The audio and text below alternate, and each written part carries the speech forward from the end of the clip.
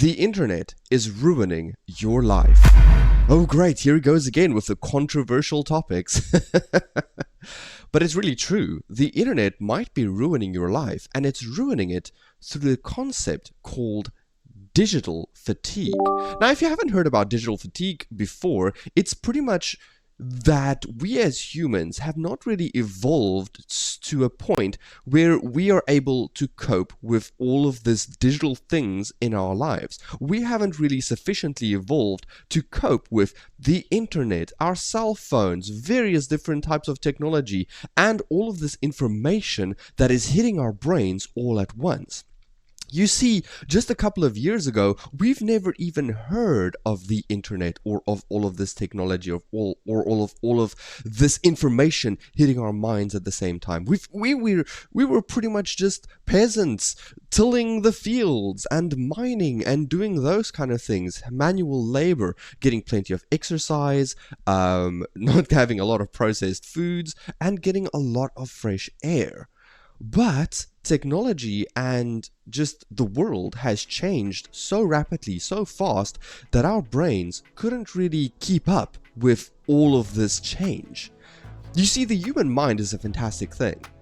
It is capable of adapting to extreme situations. It's capable of keeping up with, various different things. But when we expose it to too much of a certain thing, there are bound to be repercussions. There are bound to be certain things that happen in here, and we're like, oh my goodness, why am I anxious? Why am I feeling all of these negative emotions? Why am I depressed? There can be a very big link between digital fatigue and anxiety and depression and those type of things. Now remember, I'm not a mental health professional. A lot of this is kind of my opinion and a little bit of research that I've done on the internet, but digital fatigue is a real thing. So what exactly is digital fatigue? Digital fatigue is kind of characterized by feelings of mental exhaustion, burnout, or a sense of overwhelm induced by constant digital interactions. It has become a prevalent issue in our society. The ubiquity of smartphones, social media, and digital communication tools has led to unprecedented levels of connectivity, blurring the lines between work and personal life, the digital world, and the now and here. The 24/7 nature of digital connectivity means that many individuals find it challenging and extremely hard to disconnect or to unwind. Whether it is responding to work emails after work hours, or, spending an overwhelming amount of time in social media before bedtime, the cumulative effect of these activities contribute to a constant state of alertness, leaving a very big scar on our mental health. So digital fatigue is exactly what the word says it is. It's when you become fatigued because of overstimulation or overexposure to the digital world.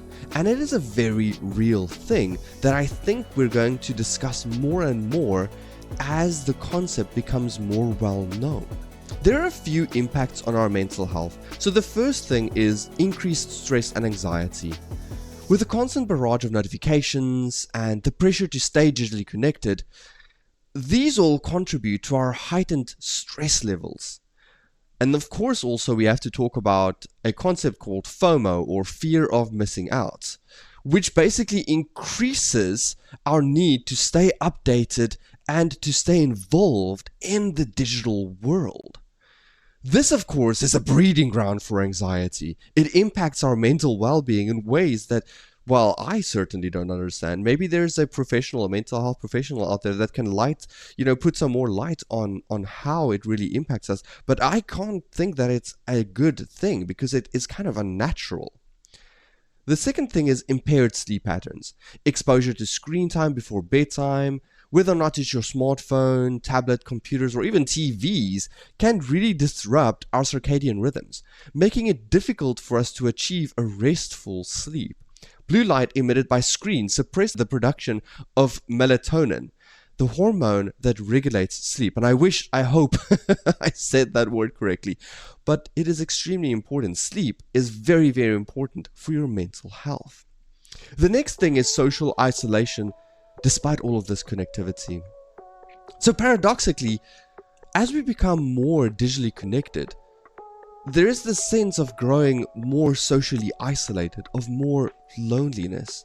Genuine human connectivity or genuine human connections are replaced by virtual interactions, leading to a lack of meaningful relationships and contributing to feelings of loneliness, which is quite ironic because we live in a time where we've never been more connected. We've never seen more interaction with other people, yet people are feeling more lonely than ever.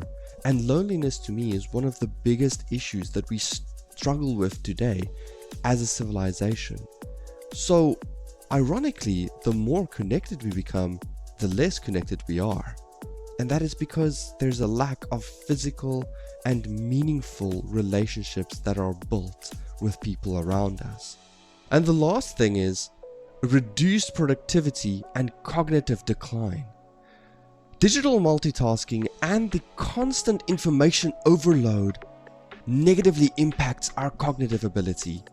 The brain is struggling to focus on one task for extended periods, and this leads to a reduction in our productivity and very much increases the likelihood of errors. You see, the more we use the internet, the more we expose ourselves to digital things, the more information is barraged into our minds, and this can lead to a very steep decline in attention span. So this might not necessarily sound like a bad thing. I mean, why do I want to pay attention to something anyway? But the more we decline our attention span, the less attention we can focus, and the less we can focus for extended times. And I've seen this in my personal life, and it's a very, very detrimental thing, because now you need to sit down and focus on something that takes a little bit longer, and you simply can't. So it all sounds very doom and gloom, but there are a few ways in which we can cope with digital fatigue. The first one is to establish digital boundaries. Set clear boundaries for digital use, both in terms of work and personal life. Designate specific times to check your emails, to check your notifications, to be on social media, and then also designate specific times where you disconnect, where you put down your phone and say, I've had enough, I'm going to just chill and focus on the real world. Maybe it's time to spend time with your cat or your pet or whatever, or spend time with the people around you. Schedule game nights where you're not playing computer games or digital or interacting on the digital world, where you put down your phones and you play something like D&D or I don't know, Warhammer or Magic the Gathering, whatever, some tabletop game, or just make time to chill with friends around you. Make time just to disconnect, put down your phone and breathe. Or you can go for a walk, leave your phone in the cupboard, go do some art, draw. Just make time to disconnect. Make time to say, I'm going to separate myself from the digital world for a bit and focus on me.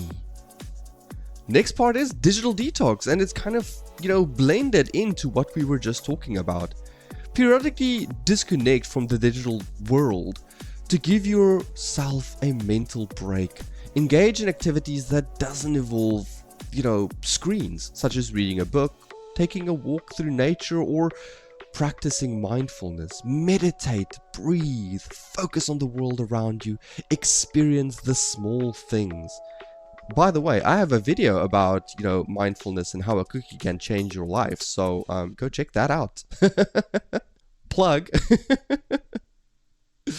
The next thing is to prioritize real-world connections. Natural, genuine, face-to-face relationships are so important. That's why we need to make an effort to spend quality time with friends or family, and we need to foster a sense of belonging, and we need to combat those feelings of isolation. Do this by connecting in a meaningful way with the people around you. Talk to your friends, talk to your family, and make time not to do these things, not to have those chats or hangouts on something like Discord or Telegram or whatever, but make time to go sit in a coffee shop and chat to that person.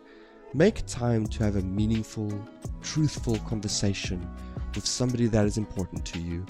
It will help you a lot in the long run, and it can also build that relationship, which is really important. And the last thing is mindfulness and self-care. Practice mindfulness techniques and prioritize self-care activities. This includes meditation, deep breathing exercises, and engaging in hobbies that bring you joy and relaxation. Of course, these hobbies will have to be without technology. So gamers among us, me included, I'm a very big gamer, you will have to put down the game for a little bit and do something else. Maybe, I don't know, if you want, paint a mini or go for a walk. Just do something to focus on you. Focus on your mental health and give yourself time to breathe. And then also give yourself time to think and process. Now, this is a scary one because I personally don't like to think. No brain up here. But it can be really, really scary to think. It can be really, really scary to process what's happening in our mind. But we need to make time for that activity because it's very important for our mental health. And there we have it. A few tips around how to cope with digital fatigue. So like I said, I'm not a mental health professional, I don't have all of the answers, but I truly hope that this video at least made you aware of digital fatigue and can help you to deal with it in the future. If you like the video, maybe like or subscribe, and then I do more videos like this. I'm planning to do more videos on handling digital fatigue, on how the internet is ruining your life. Clickbait. But I think it's an important topic, something that we need to cover, something that we need to talk about, because a lot of people are experiencing digital fatigue and they don't even know it. But that's it for this video. Take care of yourself. Until next time, ciao. Thanks for watching.